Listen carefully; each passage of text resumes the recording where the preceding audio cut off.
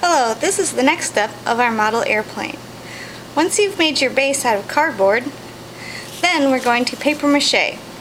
For paper mache, you want to create strips about this size. So if you take a strip of newspaper, cut about 1 to 2 inches, and then cut it in half again. You don't want these bigger than like a bookmark size, because then they're hard to work with. So I pre-cut a bunch. Now my paper mache is actually like a watered down glue. So I take my strips one at a time, dump them in the bucket. Now they're really slimy right now, and some people love that, some people hate that, but we don't want it this slimy. So I take my fingers like a pair of scissors and put it on either side and then pull the extra glue off back into the bucket. Right, then I'll wrap my newspaper around my plane.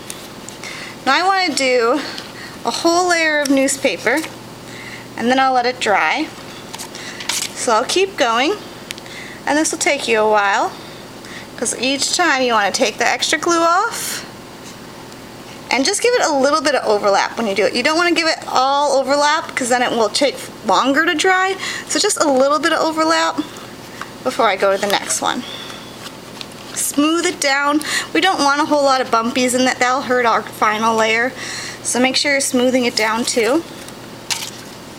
So I keep going, wiping off the extra glue, overlapping just a little bit, wrapping it around, and smoothing it out. So I'm going to cover the whole thing in a layer of newspaper. And I won't video the whole thing. Then, once it's covered in newspaper once, we're going to cover it again, but that time in plain white paper so that we can go on to our next step. Alright, there we go.